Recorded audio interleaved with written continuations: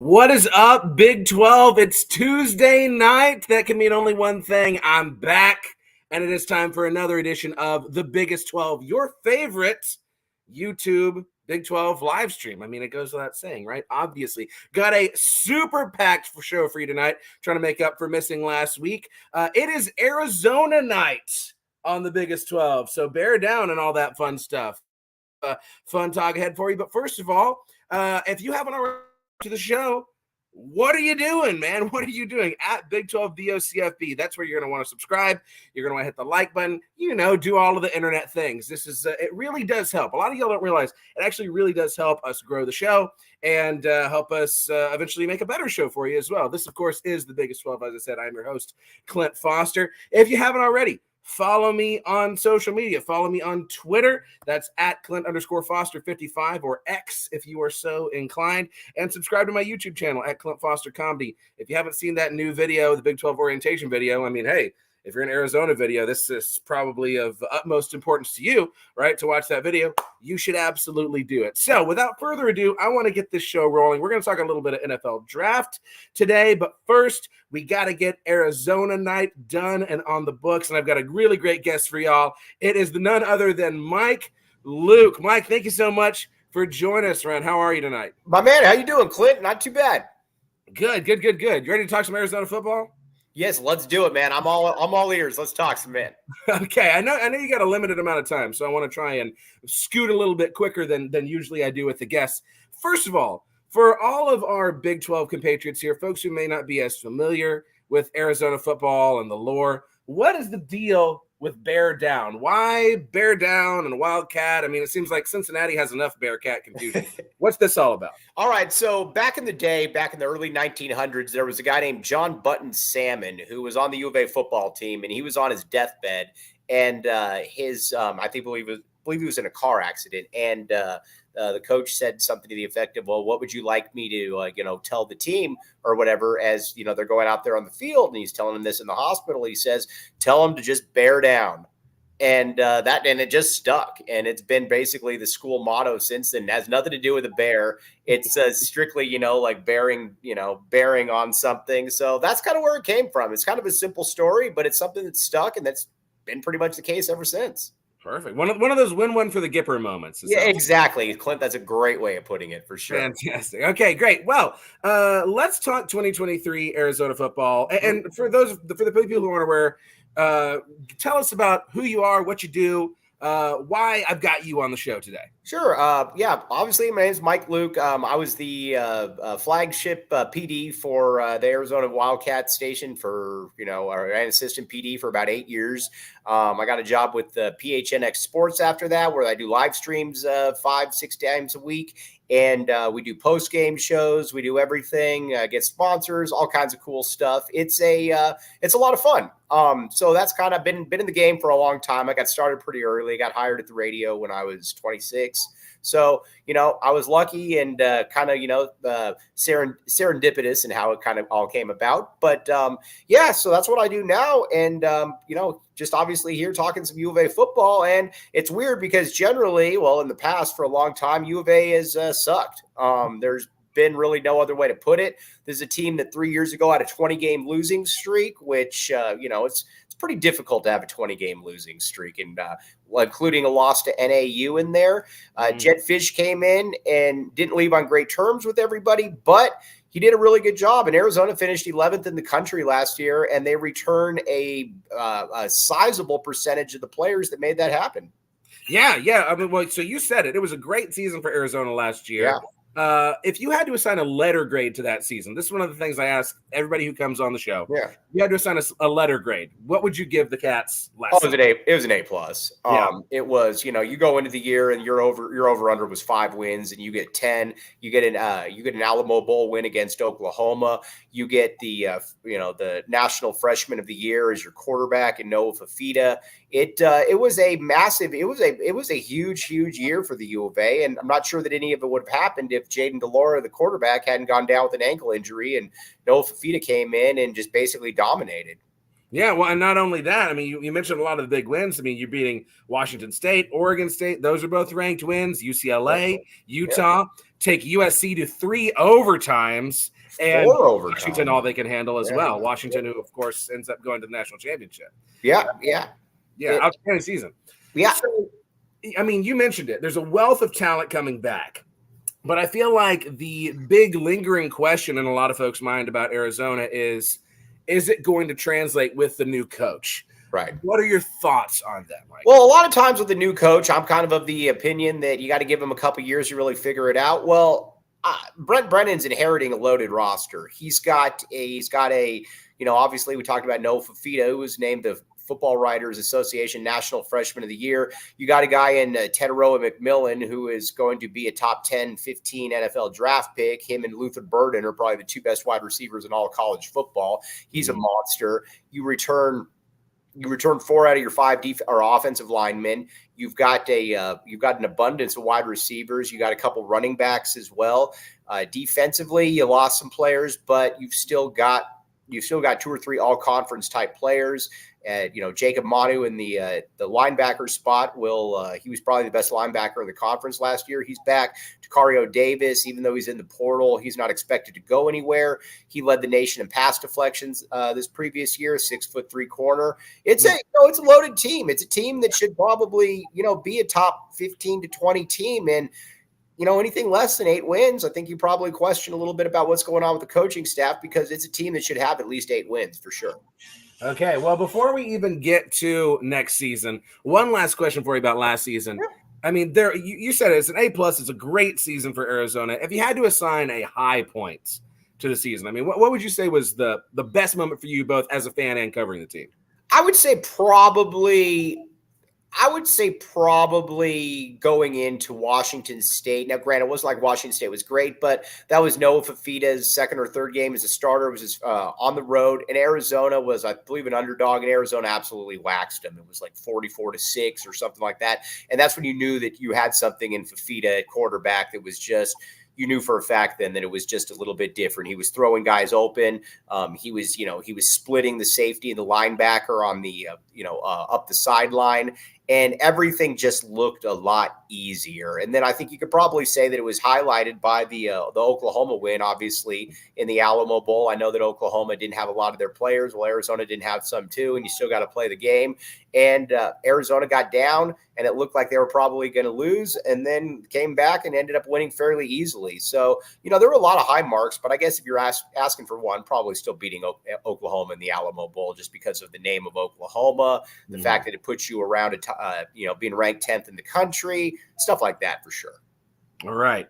So I'm kind of, I feel like, of a unique mind among Big 12 fans. I mean, there was a piece of getting the 4 Pac-12 teams that I'm super excited about, but I'm really lamenting the loss of Pac-12. I mean, I think one of the worst things happening to college football right now is the death of the regionality of the sport. Right. But what are your feelings? Trying to give me a pulse for the Wildcat Nation. What are your feelings about going into the Big 12? Are you excited about it? Is it bittersweet? Where are you at here in 2024? Honestly, I think Arizona fans were kind of ready to move on. This is still a basketball school. It's, that's really what you're in the right conference for that, buddy. Yeah, no doubt. Trust me. We talked a lot about that, but that's what kind of what drives Tucson. But also the Pac-12 just wasn't the Pac-12 that it was that I grew up with watching it in the 90s.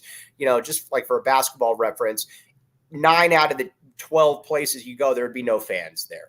And that just, there's very little fan support. And you had a lot of presidents, you had a lot of ADs that just kind of put up and tolerated sports. To give you an idea, Michael Crow, the ASU president, was when they were talking about, trying to find a TV deal.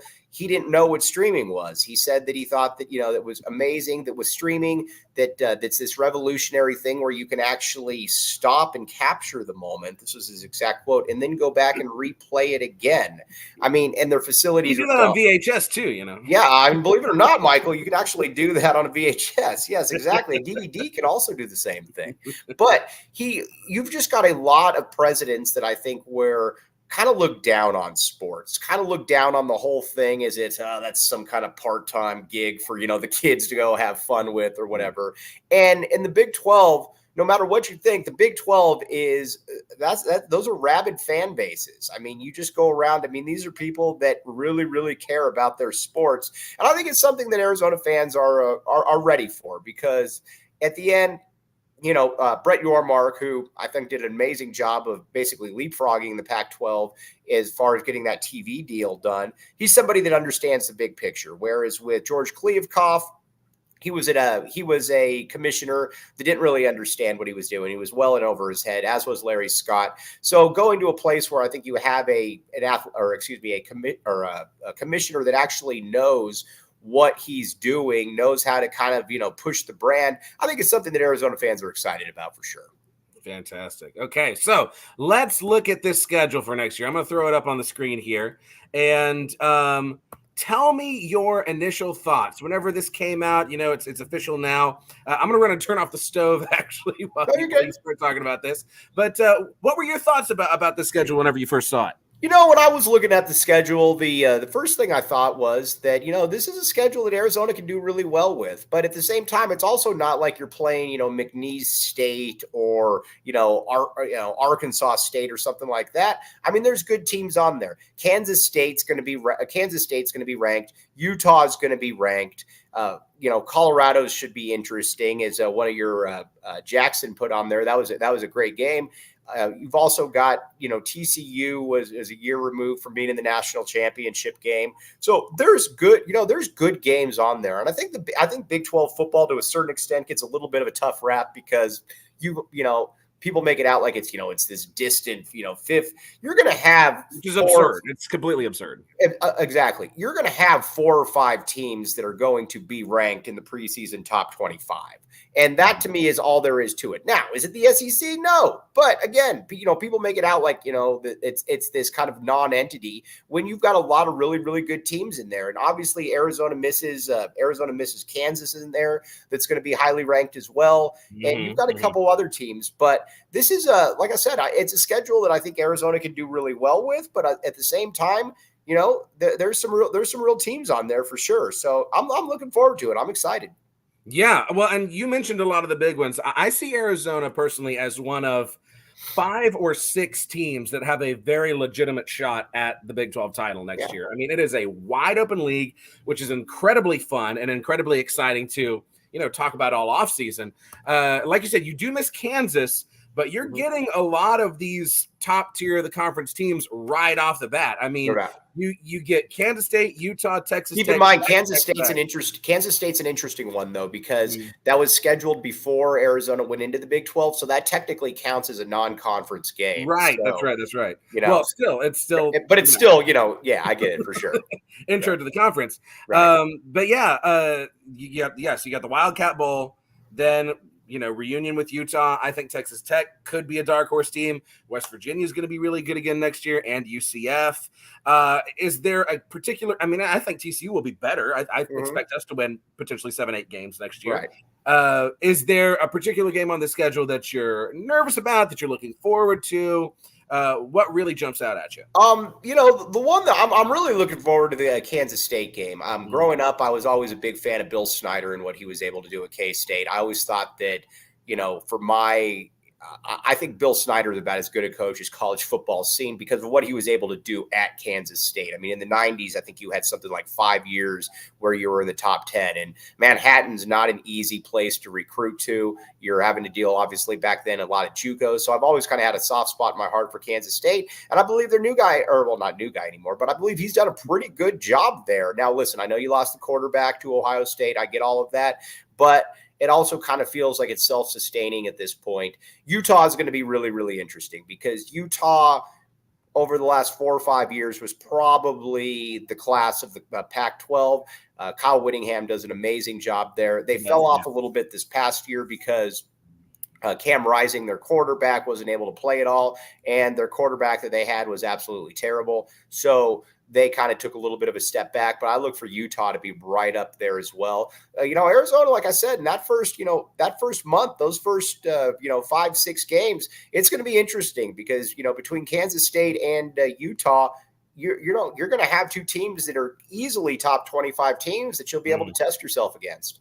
Yeah, absolutely. So Jackson said just a second ago, wouldn't be surprised if UCF upsets Arizona in the bounce house. I still find it weird that we're calling UCF Arizona a conference game, which is absolutely true.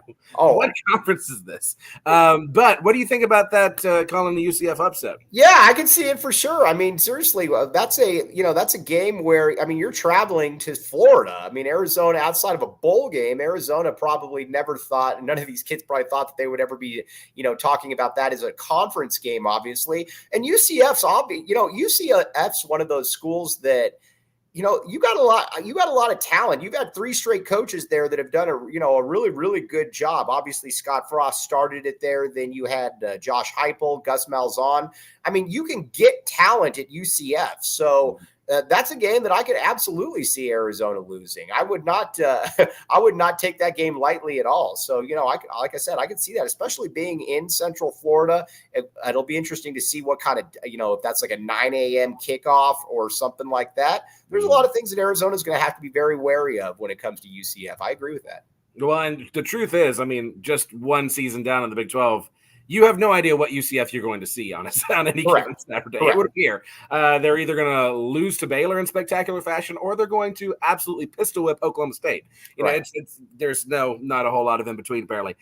So you see this as an 8-win season? Is that your call? That's my bare minimum. I believe that Arizona. I believe with the roster that this team has coming back, I believe that this bare minimum should be an 8-win season. And I think that they have about as good a chance as any team to win the Big 12. Like you said, I think there's probably 4 or 5 teams in there that have a very, very realistic chance of winning the Big 12. And Arizona is one of them. It's going to be fun. It's going to be kind of, going into a different, there's nothing really to prepare Arizona for it because they haven't been in this situation before. So I'm excited. Like I said, and a lot of these places, the fan support is fantastic as well. I'm going to be at the Kansas State game, so that's going to be a lot of fun. Like I said, I'm looking forward to it. I think that it's a bummer what happened to the Pac-10, Pac-12, but at the end of the day, they kind of dug their own grave. And when you're a school like Arizona, you kind of had to do what was best for you, and that was obviously moving on to the Big 12. Yeah, what a reasonable take. It is what it is, man. Like it just is. Calm and reasonable take. Right. Yeah. Of the Big 12. So then, who's your pick for the championship game? Who do you see it coming down to? I'm going to be a homer here. I'm going to pick Arizona. I'm going to pick Oklahoma State. Okay. I think Mike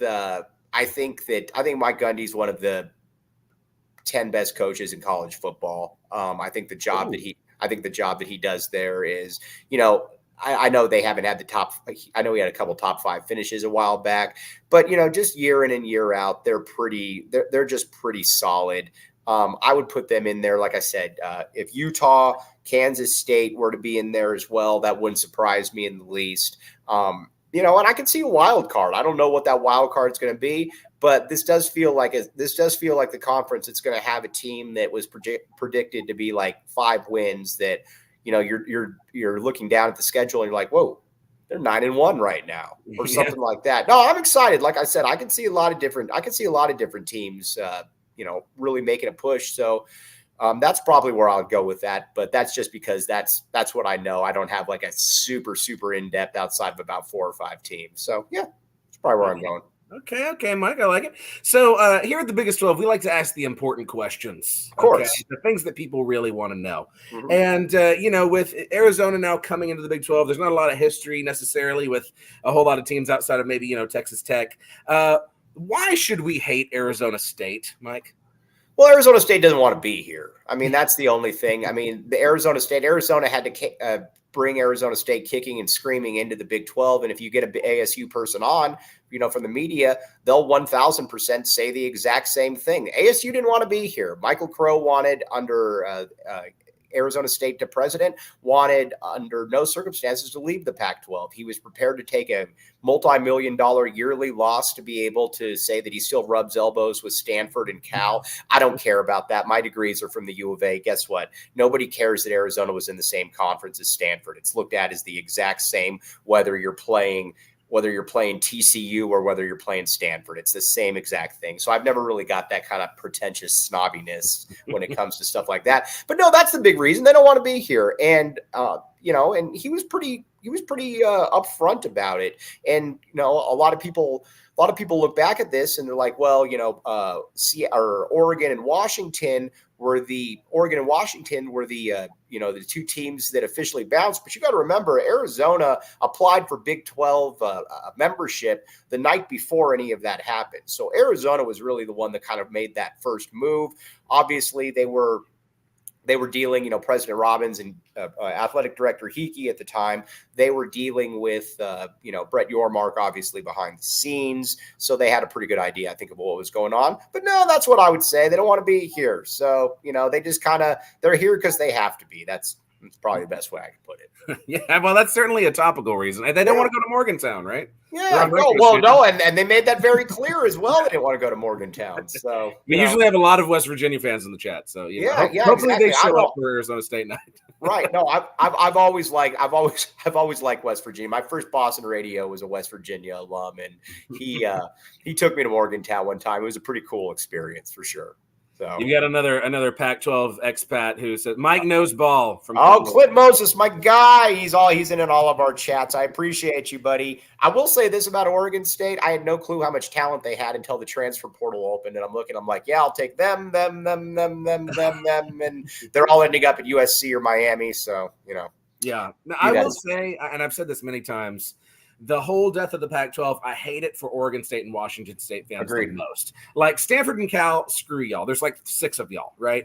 But like those are 2 passionate fan bases, just like a lot of schools in the Big 12. They're finally on the come up, having some success. It's just, as a TCU fan, when we were left out of the Big 12 when the Southwest Conference died in 95, like I feel for them very deeply on a very deep level. I had no clue. Honestly, no clue how many Oregon State fans there were until this all happened. And not only that, they would fit in very well in the Big 12. If it was up to me, and I tweeted about this a billion different times, I would dump ASU and I would bring Oregon State in because their fans are awesome. They are diehards. They would fit in very, very well in the conference, and they are like I said, I've grown a tremendous amount of respect for Oregon State fans for sure. So, but yeah, it's like I said, though, from an Arizona perspective, we're excited. And, obviously in basketball, it's hands down the best basketball conference in the country.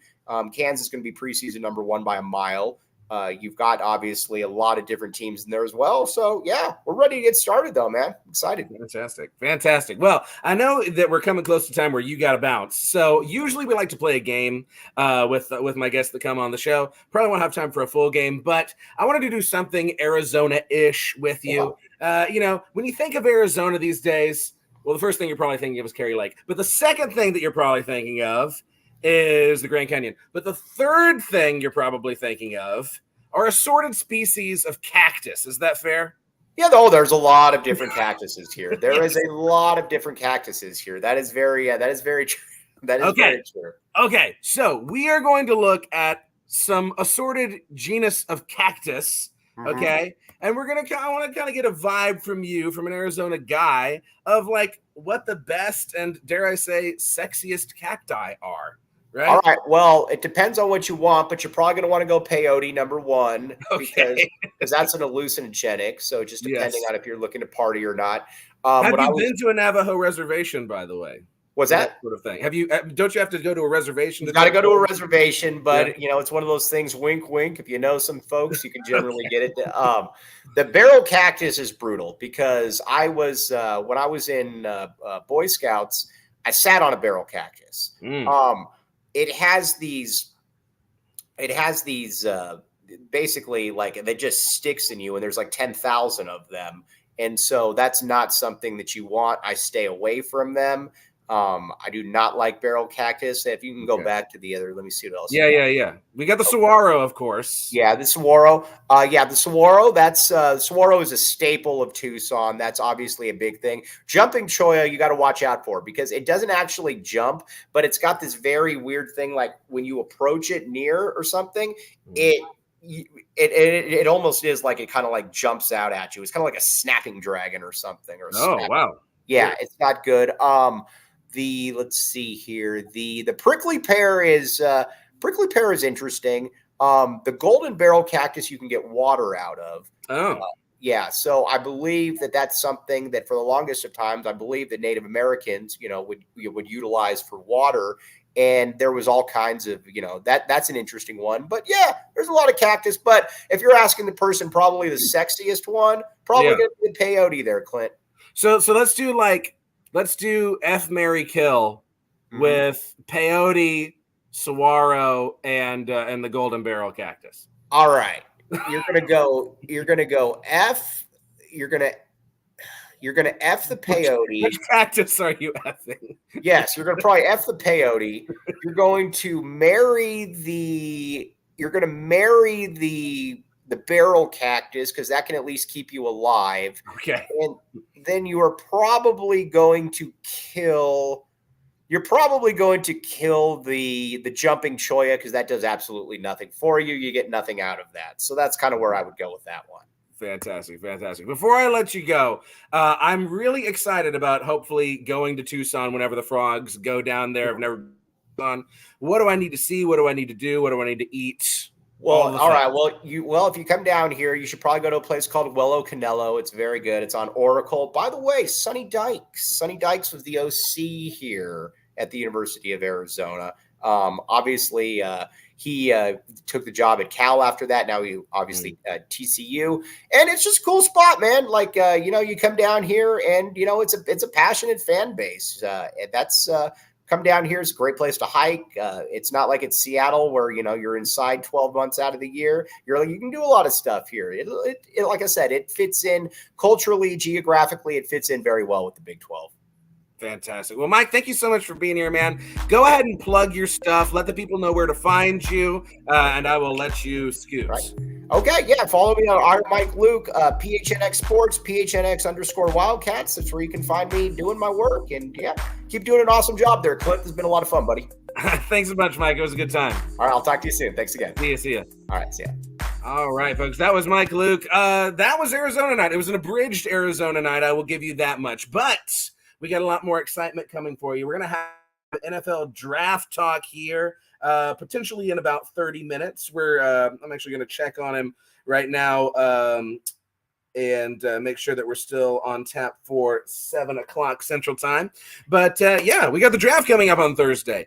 And, it's interesting because I feel like this year, excited to see what Curtis has to say. I feel like this year there haven't been, or there are not, I should say, very many high-profile prospects coming out of the Big 12 that we're really looking at in the draft. There's several Texas players, but this is a hater show. We're not going to talk about them. But I'm really interested. We're going to have so Curtis Knox, who's one of my best friends from high school. He's going to come on the show. He is a NFL scout. He's going to tell us some of the players that he personally has really been licking his chops over coming out of the Big 12 and who we should have our eyes open for on draft night here on Thursday and in the days that follow.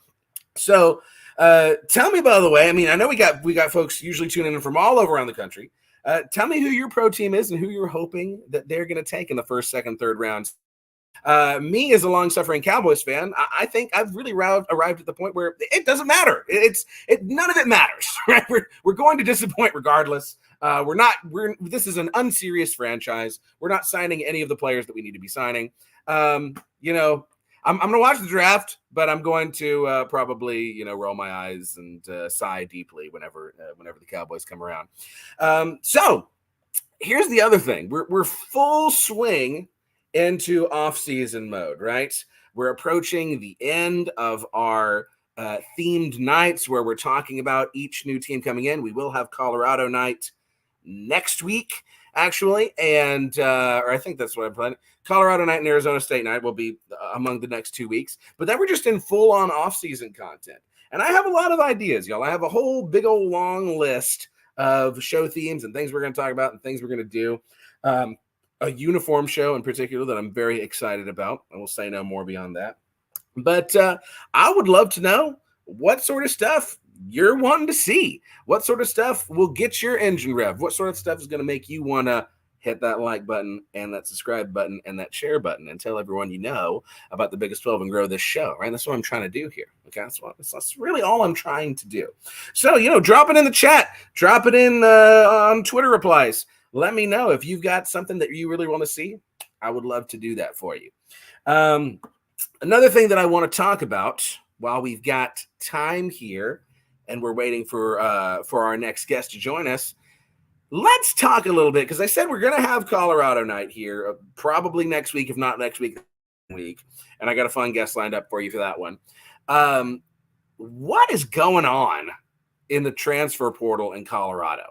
Right? I don't know if y'all just saw this, but it dropped on Twitter earlier today that Dylan Edwards, their star running back, is actually now in the transfer portal. And this is one of several high-profile Colorado players that have entered the transfer portal in short order, right? So what's going on? Is this an unserious program? Is this just a situation where players are looking for playing time other places? Or is it, hey, they've been in the program a year. Some of these players, they just got there and they're already transferring out. Hey, don't get me wrong. It is hard to keep track of the transfer portal. It is hard for me to even keep track of who TCU is getting and losing in the transfer portal. And I am obviously a huge TCU fan, but it seems like every other day you open up X, you open up Twitter, and you're seeing some new Colorado player that is leaving. And what does any of it mean? Does it mean anything? What are you thinking, people in the chat? Tell me what you're thinking. I personally, if I was a Colorado fan, a lot of Colorado fans are sunshine and rainbows about this. They're like, oh, well, it's because we got better people in front of them. It's because, next man up and all of that stuff. Dion knows what he's doing. I wouldn't be so convinced, right? This is something that would be worrisome to me as if I was a Colorado fan, right? And maybe it would be to you as well. Honestly, if it wasn't for the TCU game last year, if it wasn't for TCU, willing the Deion Sanders hype train upon the world by throwing, 3 red zone interceptions or whatever the hell we did and losing that stupid game. If it hadn't been for that, maybe everybody is feeling some type of way about this, right? I think that 99% of the hype and excitement around Colorado is based off of that game, right? Because otherwise they kind of laid a little bit of a turd last year, right? And in fact, we can look back at exactly what it is that they did. Granted, I will say, of course, that the injury to Travis Hunter, that was pretty debilitating, and some other things that happened. But you take away that was a 4-8 season last year, right? And you take away that win against TCU, that's a 3-8 season. Okay, with wins against Nebraska and barely beating Colorado State. They had no business winning that game. And then Arizona State, which whoopee, right? I don't know, man. I don't know. This is concerning to me if I'm a Colorado fan, and I'm not feeling a whole lot of positive emotions. We'll see what we'll get the pulse of the Colorado faithful next week. But again, if you have thoughts on this, share them with me, man. Share them with me. Come on. Let's talk about it. Let's talk. Okay, pull up a chair. Why don't you? Okay, and we'll have a little chat about this. Here's what I'll do. I'll go ahead and tell y'all some of the things that I have on the docket for the coming months, shows in the coming months. And maybe that'll help stimulate the juices with y'all. Maybe that'll help y'all kind of. We'll do a little verbal ping pong here on the internet, right? Do a little volleying back and forth. So I got a note, right? Oh, and actually, let me check this right quick. Coming in. Okay, perfect, fantastic.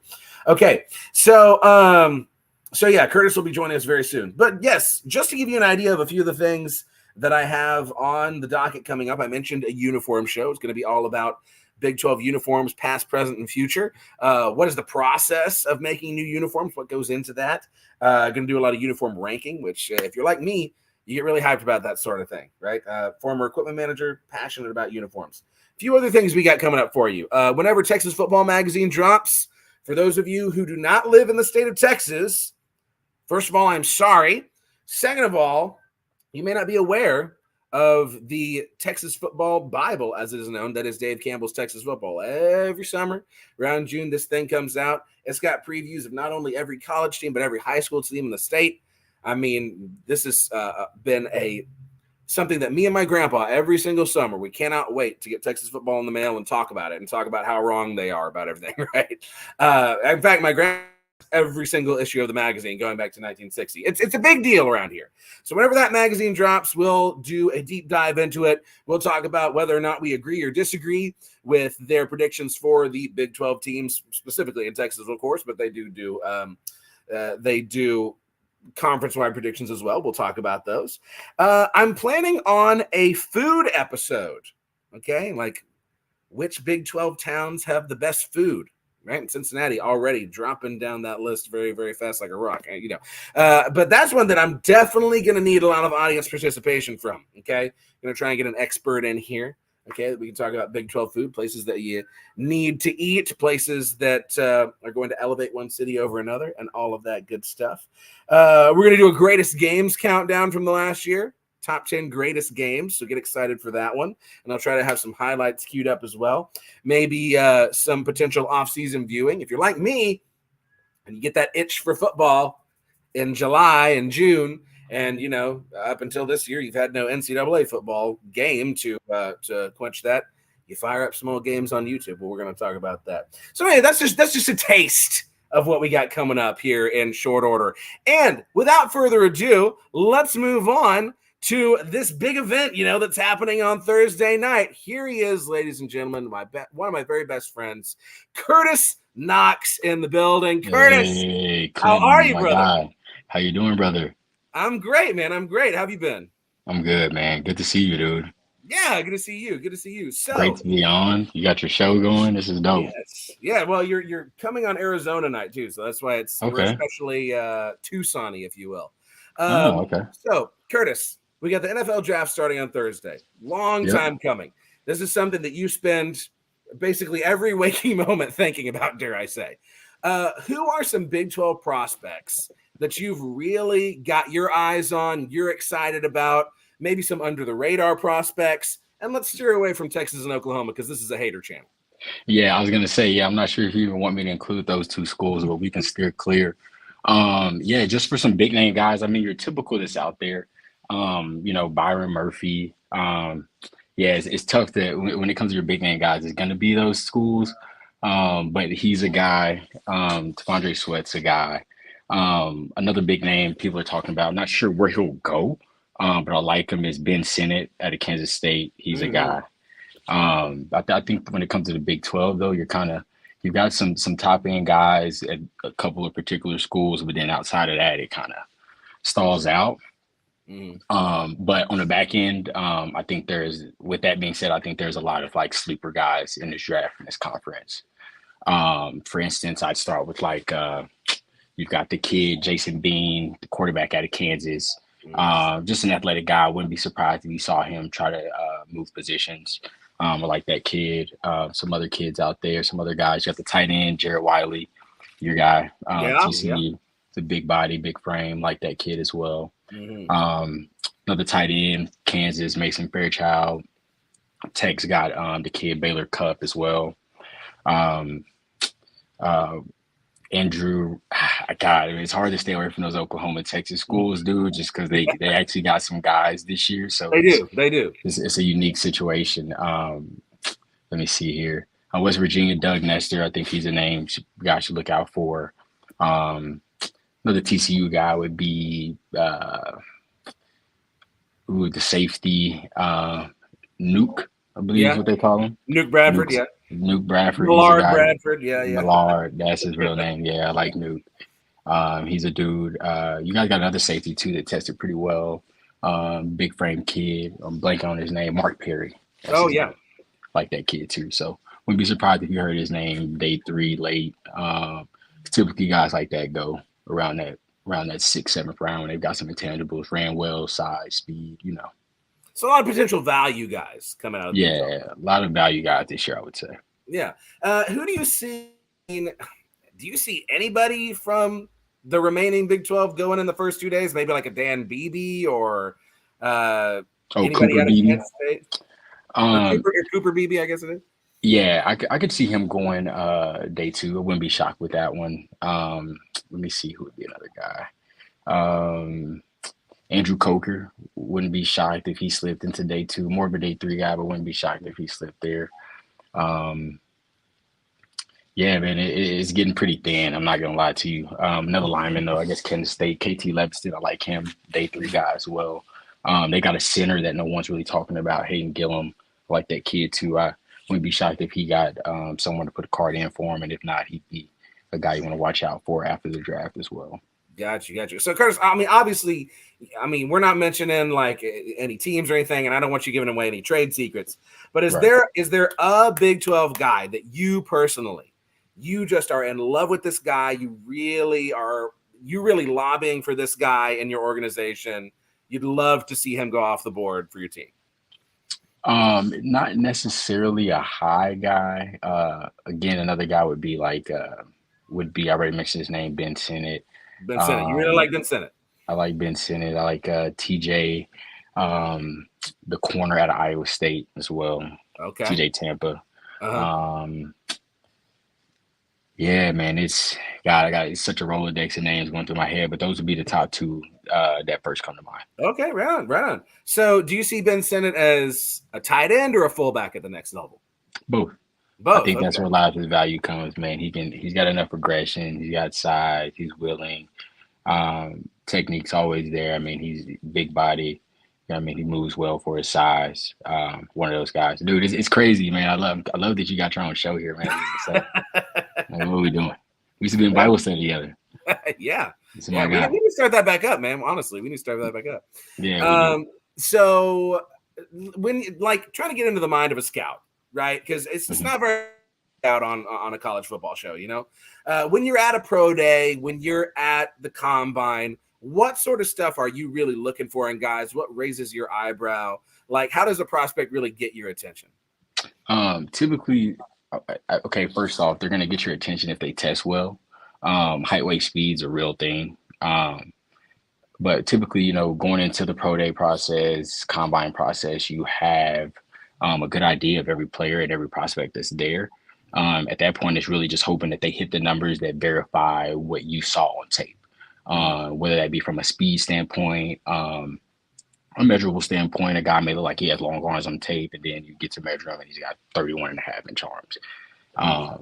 Same with your big guys, right? You see a guy, you're like, man, this guy's got great size. You see him in person, you're like, okay, little sloppy build could be tightened up a little bit there, and they come out, they weigh more than you were expecting. And sometimes that can be an issue, especially at our level. A lot of the times we'll get guys and put them on a weight restriction or have them within a boundary of weight that we prefer that they stay at. And if not, they get fined. And so just stuff like that, man, little stuff. But really like movement.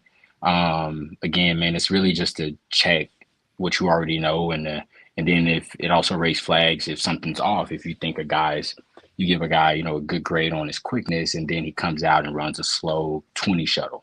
You know what I mean? It's just different things, and then it make you go back and take a second look, and it's more of a confirmation and go back and comb through process when you get to that point of like pro days and combine. Is there something to be said though for like game speed or like intangibles where you feel really good about the way this kid plays, but oh man, like his 40 times sucked, like now we can't draft him? How does that stuff balance out? It definitely factors in. And it's a situation where it could hurt a guy's draft stock, but it may not necessarily mean that they won't get drafted. Again, the draft is super subjective, right? So it's really what's your flavor type of a deal.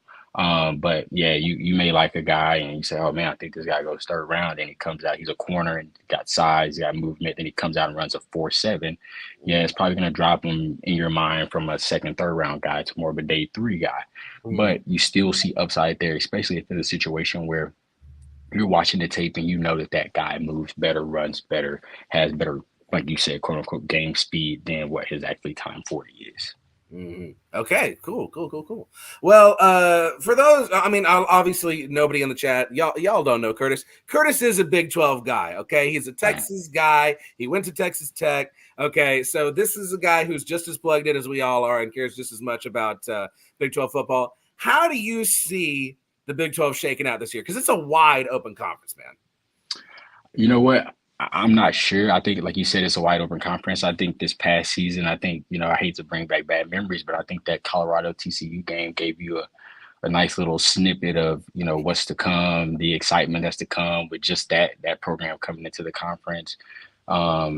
Yeah, I'm excited, man. And then I guess you guys have the 16 team layout that they came out with not too long ago. So interested to see how that all shakes. But yeah, man, it's hard to predict, man. I'll tell you this, Big 12 Pro Days coming out here.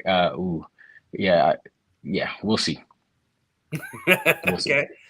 So here's something. This is something that I brought up when we did Texas Tech night. I think it is a travesty that TCU Tech, the battle for the saddle, is not one of the protected rivalries in the new Big 12. I mean, do you agree or do you disagree? I completely agree. I mean, as soon as TCU re-entered the conference, I think it's been proof is in the pudding with the electric finishes from that rivalry, whether it's in Fort Worth or in Lubbock. And I know me and you have been together and witnessed a couple of those. And so, like, for me, yeah, it hurts, man, losing that rivalry or at least not having it protected. But hopefully they can figure something out. Yeah. Where do you see Texas Tech ending up this year? Because I feel like they're kind of a dark horse. Could maybe, if things fall their way, edge their way, maybe back their way into the Big 12 title game. What do you think about the Raiders? High expectations. I'll tell you, I had high expectations coming into this past season as well. Texas Tech's not one of my schools, but I do follow them from afar. Big fan of Coach McGuire. Just as a fan, not. I think everything's within reach for them. I think Big 12 championship game ideally is the goal, and then from there, it's in the hands of the committee. But I think we have bigger aspirations than just the Big 12. Oh, okay. He's talking about the committee now. Okay. You're talking to Texas Tech, man. We always have high hopes. Yeah. It's the hope that kills you. Let me tell you that. It's the hope. It's the hope. Die slowly with the hope. Yeah. Yeah.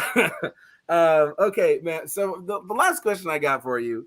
I mean, Curtis, like I said before you jumped on, I've been a long-suffering Cowboys fan. Part-time Chargers fan, long-suffering Cowboys fan. Speaking of the hope killing you, should I have any reason to be hopeful for the Cowboys this year at all? I think so. I mean, too bad. Don't do this to me, Curtis. Don't tell me that I have reason to be hopeful. I honestly, I think so. I mean, once you get into the tournament, man, it could be anybody's day. You can lose in any round in the tournament, right? It doesn't have to be the first round. It could be the second round, right? That's true. But there is that good old saying, the third time's the charm, right? Been there twice. We're like twice in a row. I mean, bro, it's been over 20. Right?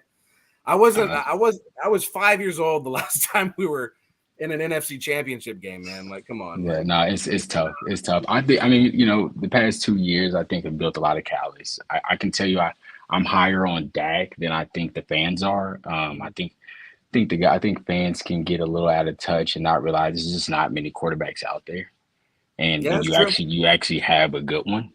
And I think he's good enough to do it all. So I mean, build enough around him. I think losing Quinn was a big loss, but I think they're going to be just fine.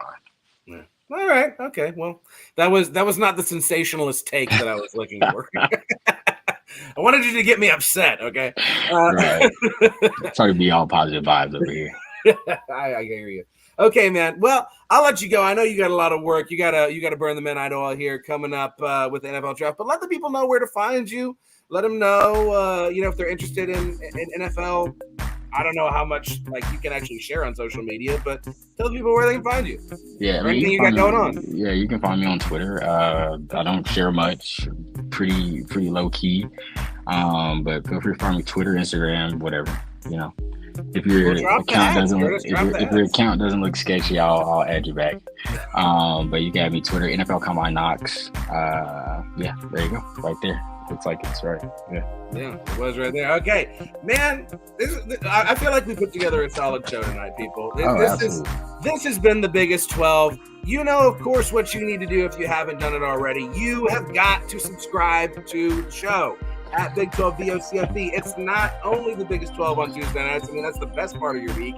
Let's be honest. But there's lots of other stuff happening on this channel as well, and you don't want to miss any of it.